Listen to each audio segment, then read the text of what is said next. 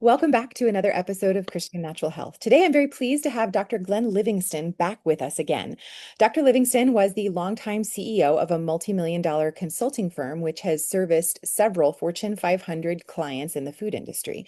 Disillusioned by what traditional psychology had to offer overweight and/or food-obsessed individuals, Dr. Livingston spent several decades researching the nature of binging and overeating via work with his own clients and a self-funded research program with more than 40,000 participants. He earned his Ph.D. in psychology from Yeshiva University in 1991. Welcome so much, Glenn. Thanks for joining us again. Thank you so much for having me. It's very nice to be with you, especially this time of year. Yeah, for sure. So I'm planning for this to go live just after the new year. So you have a new book that's out that's called Defeat Your Cravings, which seems quite relevant. So Mhm. give us a little bit of your elevator pitch. Why did you write this book on top of everything else that you'd already worked on? How is it different? Well, I've written 8 books, but it's been 10 years since the first and most popular book was published. Uh-huh. And the first and most popular book talked about some common mythologies that people had in our culture regarding addiction and food cravings in particular. Mhm. The idea that they were sick if they had overwhelming cravings and that they were powerless over them and that they Yeah. really couldn't stop. That they shouldn't follow any very hard and specific rules. There were a lot of mythology, and that got really popular. And the real kicker in that book was the idea that if you can identify the cognitive excuses that you have for overeating.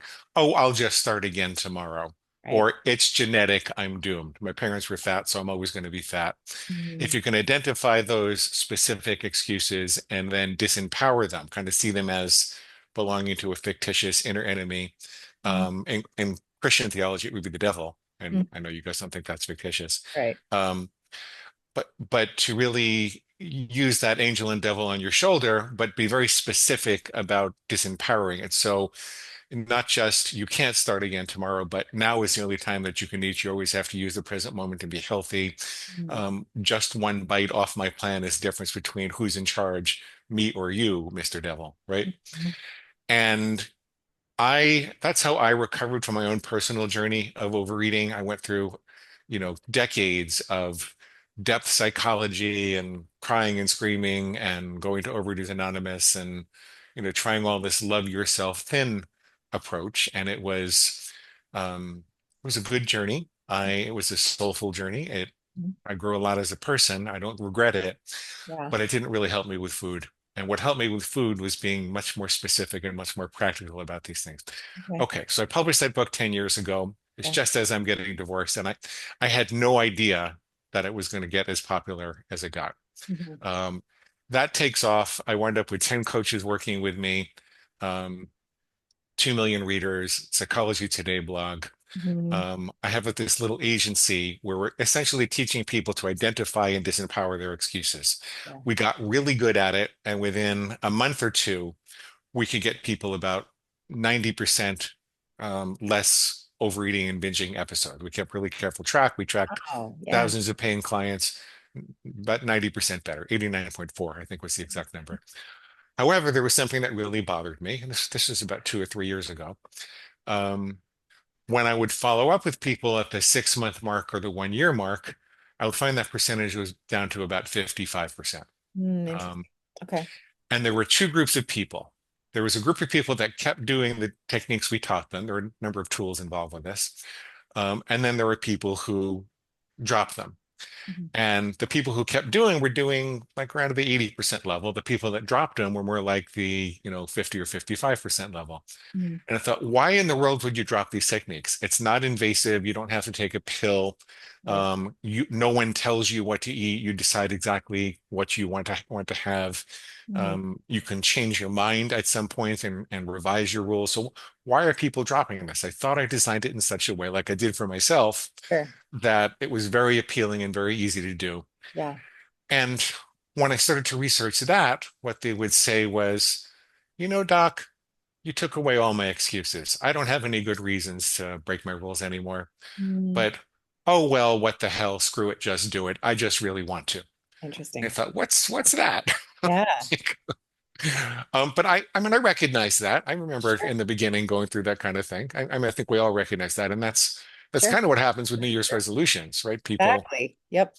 um, I call it the screw it, just do it response. Uh-huh. And then I researched that intensively.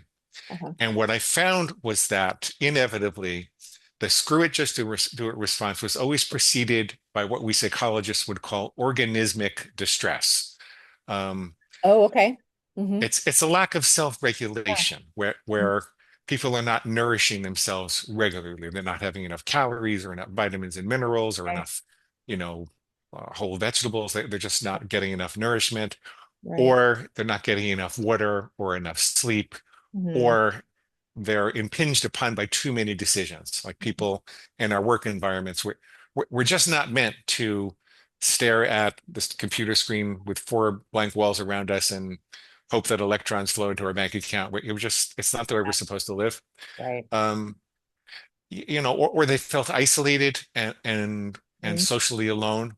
Yeah. Um, and so when I started working on those things, I realized, oh, there's a whole other piece missing. And this makes sense with our neurophysiology because this is a vast oversimplification, but essentially the brain could be thought of in two parts. There's the primitive survival mechanisms, fight or flight, feast or famine, eat, mate, or kill. Mm-hmm. Um, and then there is the neocortex, which has the ability to delay those impulses Right. to say, well, what's really important here? What about the people that I love? What about my contribution to society? What about my spirituality? What about my faith? What about all that? And Mm-hmm. that mostly seems to live in the neocortex. Again, a neurologist would take me to task on a lot of these things, but Well, it's not quite that simple. sure. But the way we're set up is such that if our lower brain perceives an emergency, it has the ability to push our upper brain out of the way, Mhm. Interesting. right? Okay. Yep. And so it makes sense that if you're not getting enough to eat, or you perceive that you're not getting enough to eat, and Hmm. we generally need a little less food than we think that we do. Right. But if you perceive you're not getting enough to eat, or you're missing out on some key nutrients, Right. your brain is going to be less able to rest and digest and chill and strategize and follow your best laid plans. So you lose that ability to be rational Hmm. when you're dysregulated, when you're Sure. not really taking care of yourself. Yeah. Um, and that turned out to be, not not a 100% cure. I can't say I get everybody off and they're good forever, but it Yeah. made a really big difference, and Right. people are much more likely to stick to it. Hmm. And so between that and a lot of the scientific research that I'd seen on behavioral extinction, what actually happens when people let go of a certain food or try to extinguish in a craving, Hmm. it's more complex than people would think. Like the line doesn't, the cravings don't go straight down. They kind of go in a honeymoon period, and then there's a big extinction burst, and then they go down. We should talk about that because Hmm. it has some implications. Hmm. So I just felt like there was a lot of updating that needed to be done. And so as I was splitting from my partner amicably, we, Hmm. we were good buddies for a long time, but I felt like Hmm. he was going in a different direction that didn't want to go in. Yeah. And as we were splitting, I said, you know what, I'm gonna rewrite the book. I'm gonna write a whole new book and include all this. Hmm. So that's why I wrote To Feature Cravings. And it's less popular than the original book because it's more what people need to do than what they want to do. Um, Fortunate. Yeah. And there's a little bit of work involved, but there's a lot more work involved in continuing to overeat or drag around an extra 50 Sure. pounds. I'll tell you that. Right, right. Yeah. So this concept that there's, underlying you're not feeding yourself enough, you're not meeting some of your basic needs. So I assume there's a whole host of different underlying causes for this. Mhm. Can you give us a bit of, what did you discover and how do you determine what is not being met, what need is not being met that is Yeah. driving a screw it, just do it type of a feeling? Yeah, I can kind of give them to you in order of Yeah, please. frequency. Yeah. By far, the most frequent cause is inadequate nutrition, Hmm. especially among people who think they really know what adequate nutrition is. Really? Um, Oh, that's yeah, interesting. yeah. Um, what happens is people get panicked about having gained a little bit of weight, or I mean, we're recording this the day after Thanksgiving. Yeah. people get panicked and say, okay, I'm going to diet all the way until Christmas, right? Or Right. until the Christmas parties. Sure. And they introduce a 1,200 calorie deficit or a 1,500 calorie deficit. And they're excited because their body is losing 2 pounds a week or, 3 pounds a week. Right.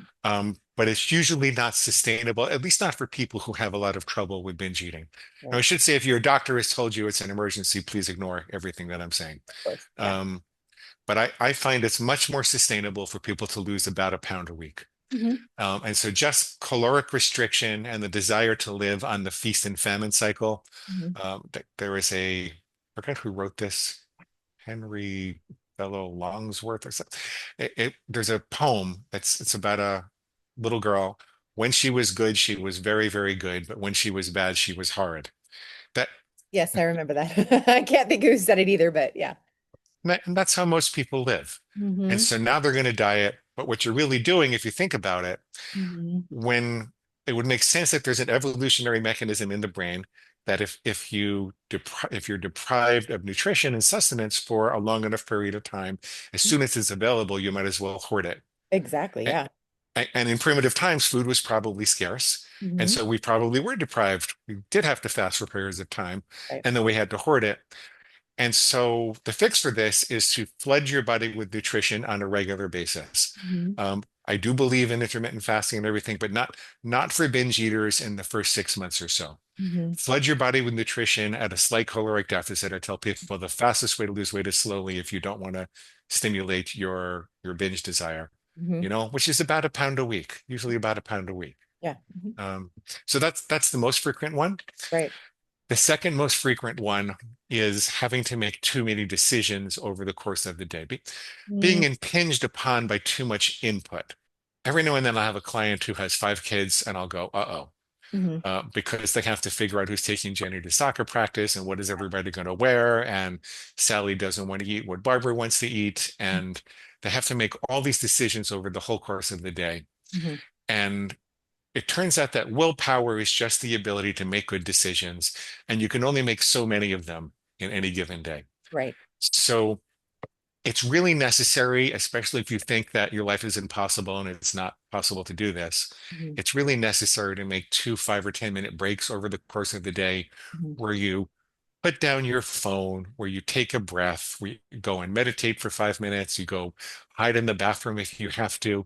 but get away from all the input and decision making because you're going to lose your ability to make good food decisions if you're impinged upon day in and day out. I'm Hmm. also talking about things like email, because when an email comes to you, you have to decide, Sure. is this spam? Do I delete it? Do I defer it? Do I delegate it? Do I do it? If Hmm. I'm going to defer it, when do I defer it to? How am I going to remember?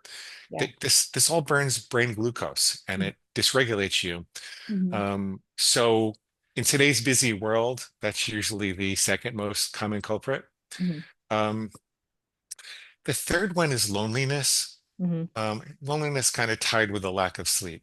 Hmm. Um, the cure for loneliness is not necessarily to become a social butterfly, because there are probably a lot of introverts listening to this thinking, well, I'm just as overwhelmed by people as I am by not people. Right. Um, the cure for this is to know that people are available to you, to have enough of a tribe that you know that if you needed to reach out, you could. Hmm. I think the reason for this is that in primitive times, it was dangerous to be isolated.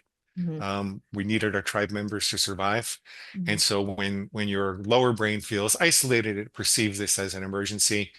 So you don't have to spend all your time on the phone. You don't have to go to parties. Hmm. But keep up your connections enough that you know you have a social network that loves you, that you can reach out to if you want to. Right. Um, Sleep is a little harder to work on. I'm not necessarily a sleep expert, but I could tell you, use your bedroom for intimacy and sleeping only if you can do that. I wouldn't Yeah. watch TV or look at screens or Hmm. eat. Certainly don't eat in the bedroom. Right. Um, Try to have a decompression routine. So there's a certain Hmm. time of day where you stop working, even if it's 8 o'clock at night, and you have an hour or two when you're just kind of winding down and letting go of the day. Hmm. Put your to-do list on paper. The brain has a limit of 7 to 10 things it can remember, At any given time. um, Yeah. in Mhm. short-term memory. Sure. And if there's something important that you might forget, your brain is going to go, I can't forget this, I can't forget this, I can't forget this. Mhm. Try to tell yourself a story about the next day going really perfectly before Mhm. you go to bed. Yeah. These little things can make a really big difference and help you get more, not just more sleep, but more, deep, restful sleep. Mhm. Um, so it's those kind of things that come up most frequently. Those Right. kind of things come up most frequently. Yeah. Gotcha. So since, for New Year's resolutions, so many people focus on weight loss, that tends to be the trend. It sounds like what you're saying is the priorities need to first be making sure that you're meeting all of these other needs so that you can actually succeed in the weight loss part. Is that essentially? Absolutely. Yeah. Great. Absolutely. Yeah. Yeah. They, and they're, well, I've actually found that the primary obstacle to success for me with my clients is talking them into not focusing on weight loss. I Yeah. tell Yeah. I tell them that they're not going to lose weight if they don't stop binging. The Hmm. priority has to be self-care and self-regulation and Right. healthy eating. Hmm. I like people to start with one simple rule. You see, the New Year's diet resolution is a panicked resolution. Oh Hmm. my God, I'm fat. Nothing fits. I don't want to go out. I can't believe these people saw me at this weight. I've got to lose 30 pounds as quickly as possible. Let me Hmm. try one of these grapefruit diets or let me Right. eat dirt and rocks for 60 days, right? Mhm. Sure. Um, yeah, but we find that people do a lot better with simple, easy rules. Like Mhm. for example, I always put my fork down between bites, right? Mhm. That's something you could and would do not only on January 2nd, but Mhm. on January 28th when you don't have your mojo anymore, Mhm. right? Right.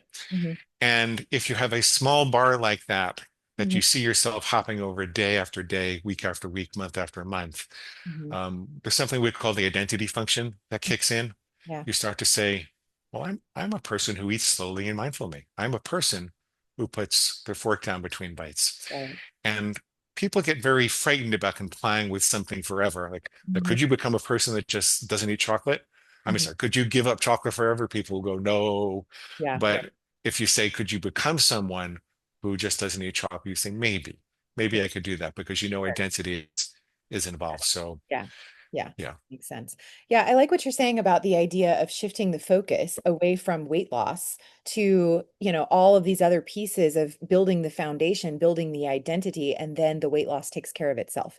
It's actually a very biblical concept, this idea of generally if you whatever you seek directly, you tends to elude you. It's Hmm. you seek first the kingdom of God is the way that Jesus put it, then all these things will be added to you.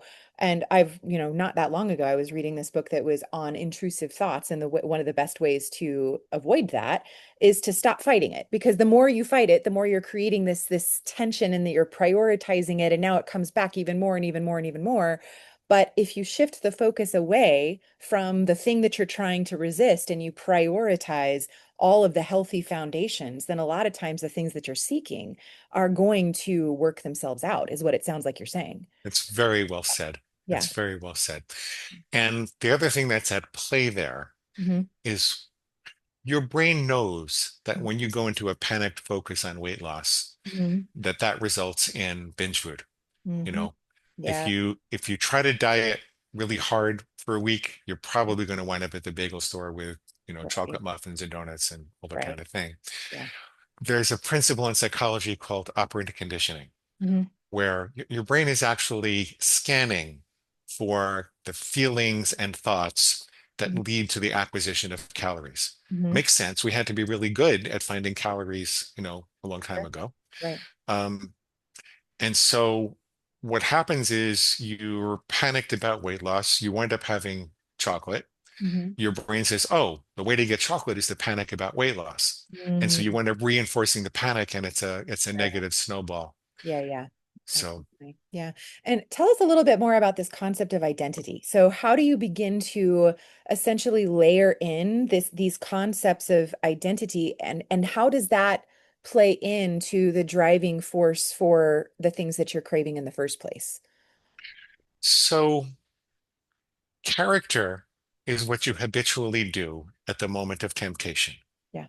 If I say I only have chocolate on Saturdays and only after my workout and no more than 4 ounces, Hmm. then I've really made a character statement. I'm the kind of person who doesn't have chocolate during the week. I'm Mm-hmm. the kind of person who only, I want to earn my chocolate. I don't want to just have my chocolate. Right. Um, that reflects a value of health. It Mm-hmm. reflects a value of discipline. Mm-hmm. Jim Rohn said a life of discipline is better than a life of regret. Mm-hmm. And I think that's infinitely true. Mm-hmm. And your, see, because your brain is looking for shortcuts, because it's trying to say, well, what else would a person of discipline do? Mm-hmm. What else would a person of character do? What else would someone who doesn't have chocolate during the week do? Mm-hmm. Um, it will start to answer that question naturally. Right. Mm-hmm. And a lot of the coaching that we do with people is to stop them from then saying, okay, I'm really good at putting my fork down between bites, or I'm really good at not having chocolate during the week, but Mm-hmm. now I have to lose weight. So let me add 14 more rules that are really, restrictive Yeah. and then they're back, kind of back to where they started from. Sure. So if you're adding one or two rules at a time Mm-hmm. and you keep in mind that you don't want to make it too much harder at any given step. It's like if you were climbing stairs, I don't want you jumping up 5 steps at a time. You're going to get hurt, Sure. Yeah. right? Yeah. Mm-hmm. And so if you add it a little at a time and you're reflective about, well, what kind of person am I trying to become? What kind of a person am I trying to be? Mm-hmm. And then you collect evidence of success rather than saying, oh my God, why did I fail again? This is pathetic. I'm never going to be able to do this. Yeah. You say, well, I made it for 12 days this time and I only had 5 cupcakes. I didn't have 15. Yeah. And how was I able to do that? And as ridiculous as it sounds, if you just keep collecting evidence of success like that, Mm-hmm. then you develop a success identity and that builds. Um, Most new habits fail because people embark on them when they're in a state of high motivation and they haven't really thought through what's going to happen when they reach a state of low motivation, which Mm-hmm. Of everybody gets to at some point. course. Life gets to you. Yeah. Mm-hmm. So that's how we do that. And Mm-hmm. then so you layer on more rules, Mm-hmm. which build habits that reflect um, the values that you're trying to adopt, which reflects the character you're trying to build, Mm-hmm. which in turn lead to more questions about, well, what kind of person am I becoming, and do I like who I'm becoming, and Sure. what's next? Yeah. What's the next best thing? Right. So I want to dig in a little bit in what you were saying about this concept of shifting the perspective. You made it 12 days and you only had 5 cupcakes instead of 12. So it sounds like at least part of the idea of, okay, maybe you fell off the wagon, but you reframe it so that you're not because I've had so many patients say that as soon as they fall off the wagon and they do something that's not part of their rules, and they think, I already blew it, might as well just keep blowing it. And like there's that psychology that comes into play. Sounds like what you're describing is mostly a reframe. Can you talk a little bit more about that? Yes, that's a particularly difficult. We call them squeals because I used to call my inner food enemy my inner pig. I Yeah. probably shouldn't have called it that, but that's what I call it. Right.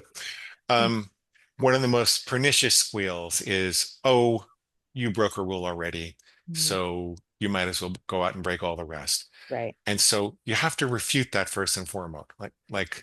Okay, if I accidentally ran a red light, am I supposed to go around town and run the rest? Right. If I accidentally chip the tooth, am I supposed to get a hammer and bang the rest of them out? If Hmm. I slip and fall on the mountain, am I supposed to say, screw it, I'm just going to fall down, roll Right. down? But people are misusing the energy of perfectionism.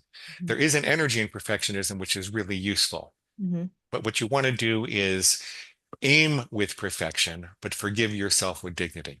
Hmm. Hmm. So perfectionism is the appropriate mindset when an Olympic archer is aiming at the bullseye.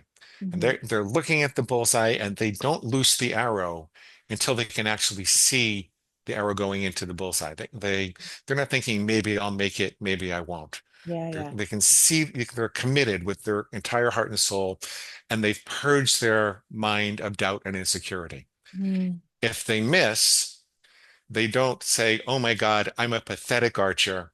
I'm never going to be any good. I might as well shoot the rest of the arrows up into the air, right? Right. Yeah. Yeah, or if you accidentally hit a hot stove, you don't say, I'm a pathetic hot stove toucher. I might Mhm. as well put my whole hand down. Sure. Yeah, of course. What, what you do in the archer's case is to assess by how much did you miss and in what direction, Mhm. and what adjustments should I make to my aim so I can hit the bullseye the next time. Right. The mistake that most people make is, first of all, they don't define a really clear bullseye. They say, I'm just going to kind of try to be good 90% of the time and indulge myself Mm-hmm. 10% of the time. Mm-hmm. Um, and then when they miss, they let their inner enemy say, well, if you're not perfect, then you're nothing. So you obviously can't do this. You've tried so many times and failed. So you Mm-hmm. might as well just go to town, at least till tomorrow. Right. Now, it turns out that in the research on people who lose weight and keep it off for 5 years, Mm-hmm. that the people who are more likely to do that have more attempts behind them, not less, but more. Okay. So the inner enemy's argument that you failed so many times, therefore you obviously can't do this, Mm-hmm. is no good. Mm-hmm. It's the opposite. When it says you failed so many times before, why do you keep trying? Mm-hmm. It's actually complimenting you, saying that you're resilient and you're doing just what you need to do, Yeah. right? Yeah. That's a really good Um, point. Right. you Right. can remind yourself that um, people can't until they can. At Mm-hmm. every point, almost anything worthwhile you've experienced felt impossible. Think of a toddler learning how to walk. Like, would you say, "Oh, you fell down so many times. Right. Why don't you just give up on it? Why don't you just, right?" Or Mm-hmm. learning how to go potty. Like, why don't you just wear diapers the rest of your life? Sure. And when you think of these types of things and you think how silly your inner enemy is actually being, they Mm-hmm. lose their power over you, or at least most of their power. Yeah. And what your inner enemy is actually saying is, oh boy, oh boy, oh boy, oh boy, it tastes so good. Mm-hmm. We screwed up. We might as well get more in because tomorrow we're going to be great, Sure. right? Yeah. Yeah. Gotcha. So, for somebody that is struggling with this whole process, food itself becomes something of an obsession. How would people go about kind of shifting that perspective, or is there a strategy to focus more on life and less on the specifics of food? How do you begin to make that mindset shift? Mhm. Mhm. You ask very deep questions. Oh, thanks. It's fun to be a psychologist on your show. Oh, thank you. I appreciate it. Um, I'm going to give you a behavioral answer, and then I'll give you a more depth psychology answer. Okay. Okay. We don't crave things that we never have or never do. Hmm. So, you know how in the casinos you see little old ladies stuck at the slot machines Hmm. and they're just got to be at the lever, got to keep it because you don't know when it's going to pay off, Right. Uh-huh. right? What do you think would happen if we set that slot machine to only pay off at 10 o'clock on Saturday mornings? Do you People would, think there would be, it's Saturday mornings. Yeah. they would only show up on Saturday mornings, right? Right. They wouldn't be obsessing about the slot machines and that I got to be there, I got to pull the lever. They wouldn't be obsessing about it during the week. Sure. So, okay, you need to decide if you're going to give something up entirely. Hmm. Most people think they're going to crave it forever, but Hmm. it's not true. It Hmm. takes 30 to 45 exposures to the environment that you're used to having the thing in, where Hmm. you then don't have it, for the cravings to be labeled dormant. Hmm. They're never erased Hmm. because there was a utility of the calories that you got to your brain. Your brain thinks it's keeping you alive by making you crave that. Hmm. But the brain is also very efficient. It doesn't want to keep craving it if it's never going to get it. Hmm. Right. So if you either gave up gambling, Hmm. eventually you're not going to crave gambling anymore. Or if you only went there at Saturday morning at 10 o'clock, Hmm. you would find that, over a month or two, this is for someone who was compulsive and was going every day, Right. over a month or two, you would find you no longer crave gambling except for Saturday afternoon, right? Hmm. Right.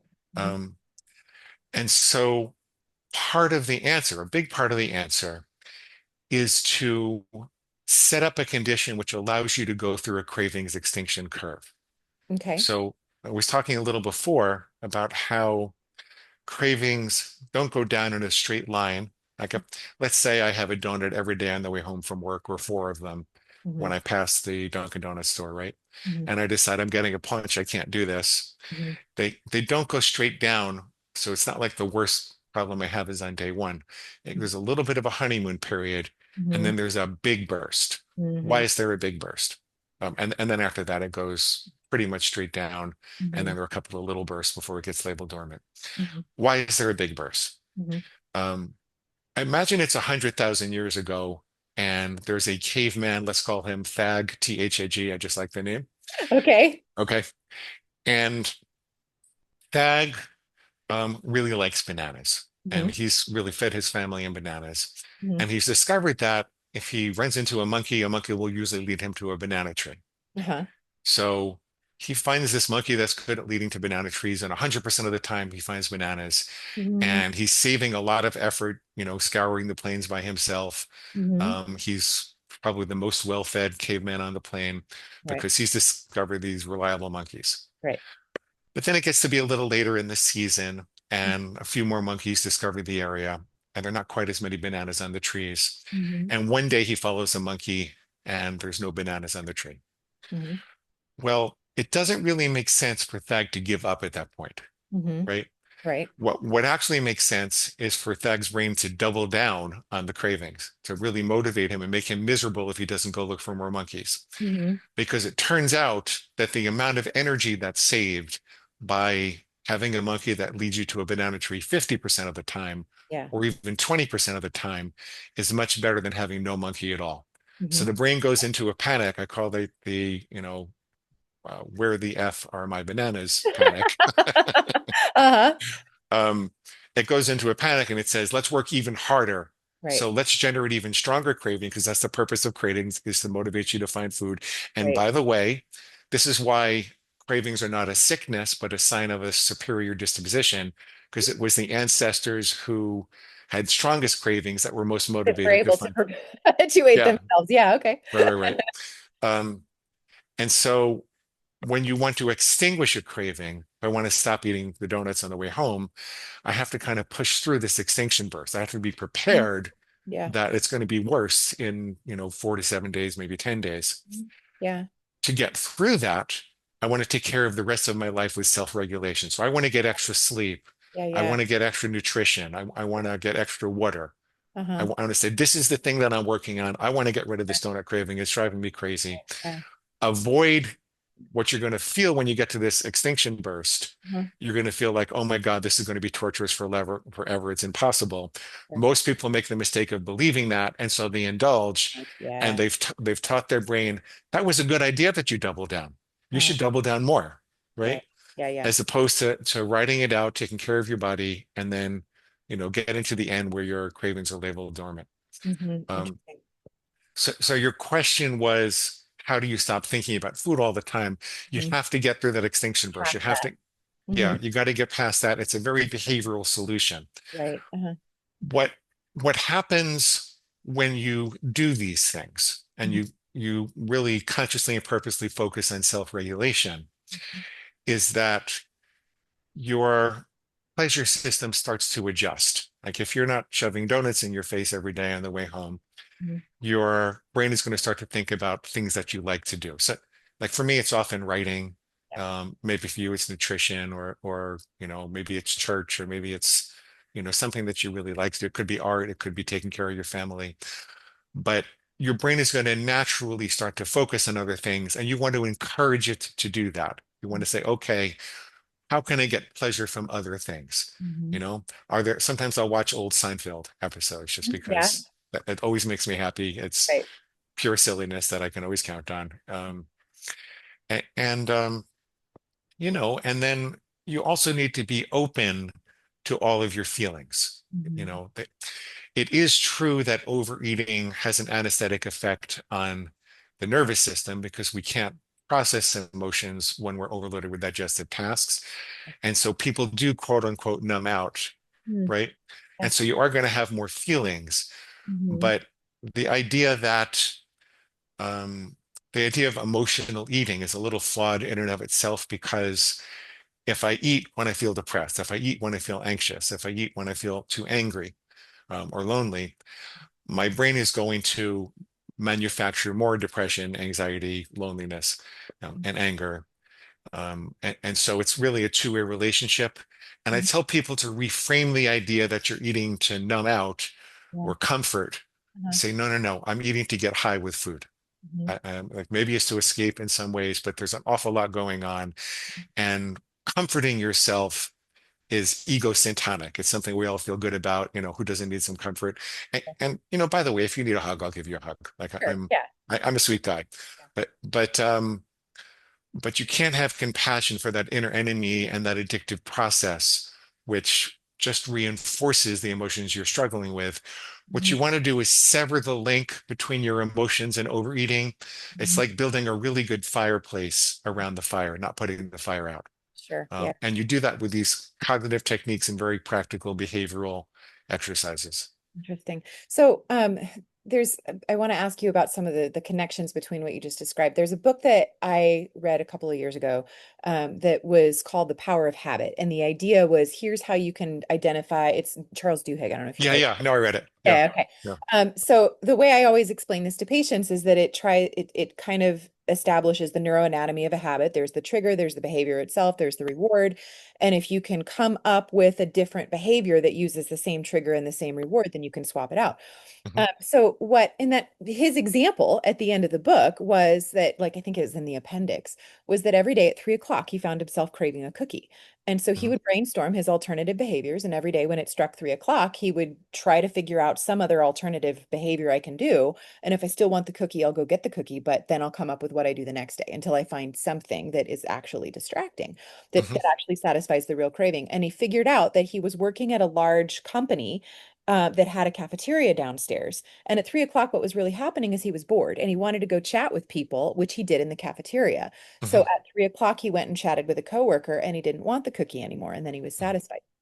So this seems to work for some people, but I feel like what you just described in terms of that burst of desire that happens afterwards, there's another piece here that sometimes what people that they might be distracting themselves, but there's also there if they're undernourished when that craving hits, this alternative behavior might help kinda, but there's Hmm. still this deeper, you're requiring some willpower to divert to this alternative behavior still, and you're still going to need to make sure that you satisfy these underlying needs. Yes, So yes. that I think is a really interesting point of making sure that you've got all this foundation. And also, side note too, and then I'll let you answer that part, is that it seems like when people are potentially distracting themselves from emotions because this is something that, they're too busy with the digestive tasks, they're not sitting there paying attention. Now, when you're no longer using that distraction technique, things begin to come up and you have to have an Hmm. outlet for that, right?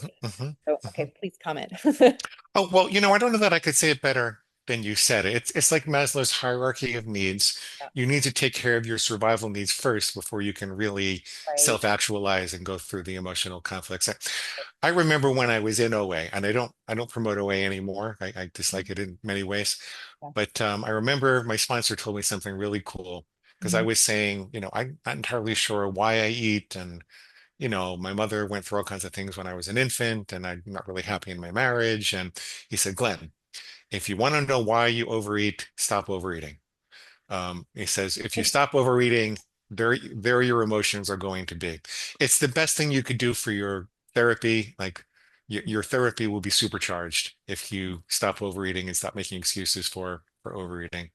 I was going to say one more thing about it. Um, no, I'm sorry, Lauren, I forgot. That's Okay. okay. If it Okay. was important, it'll come back. But no, that's fascinating. So if you stop and be quiet, and I think that's the same reason why, other types of addiction, when people fill their days and they can't stop and be quiet, and like usually when people try to meditate at the beginning, suddenly there's all of these uncomfortable, unpleasant thoughts that can come up for a lot of people because they're not used to silence. And sometimes that silence can allow you to suddenly become aware of the things that you were purposely trying to avoid Absolutely. before. Absolutely. Yeah, yeah, But the other thing I was going to say was that there's so much cultural confusion and antipathy for the actual mechanisms to end overeating and other addictions as well.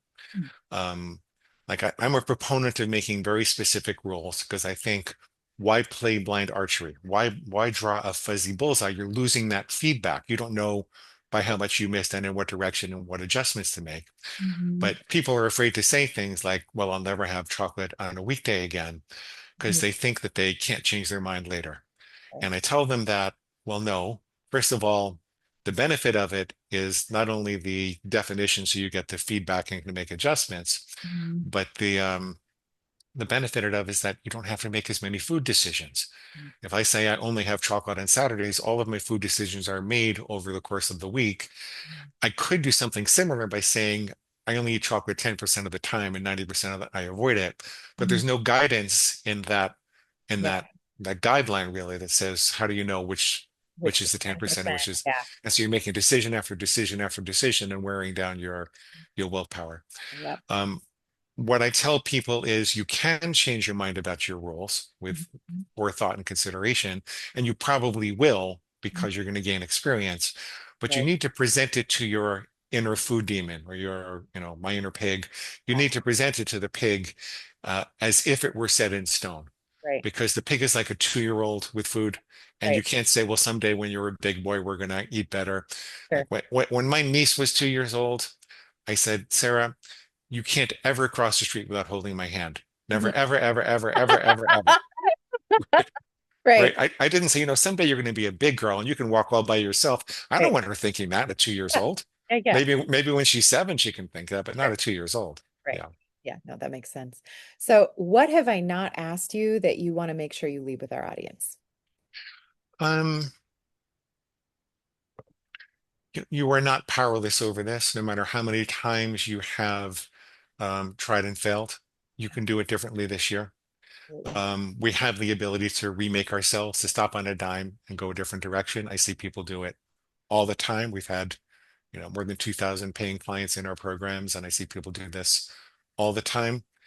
It doesn't matter if you are, 70 years old and have been overweight your whole life and you feel like this has been your enemy your whole life. You can absolutely do this. Um, this was the bane of my existence for 40 years until I was about 40. Wow. It was, so bad I didn't know if things were worth going on at one point.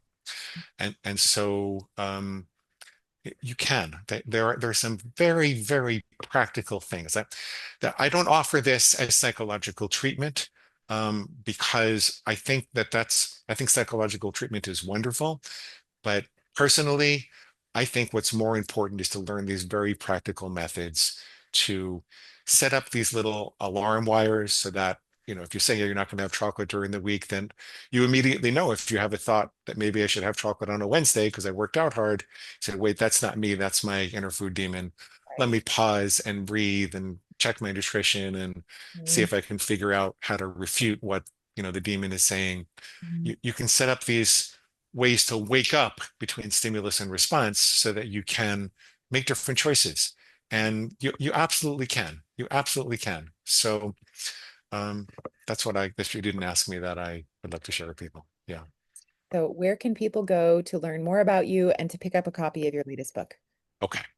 So I'll give you a free copy of the latest book in Kindle, Nook, or PDF format at defeatyourcravings.com. Click the big blue button and just sign up for that list. You will also get a set of recorded coaching examples. So this is all free so that you can, I know since that's a little weird and a little bit harsh, people must be thinking, why does Dr. Lauren have a guy with a pig inside of him on his show? Um, but I swear this is a very compassionate process, and I want you to hear how people transform from feeling hopeless to feeling, powerful and hopeful, Mhm. in just one session. And you'll get a free set of food plan starter templates. We're diet agnostic. It doesn't matter what plan Mhm. you want, whether you're low carb or high carb or, carnivore or vegetarian. It's there's a set of examples for everyone. We call them examples because it's up to you to decide what your plan is. It's all Diet at defeatyourcravings.com. I'm sorry. I said diet agnostic. I love it. Oh yeah. I think I made up that word. Yeah. I like it. Very nice.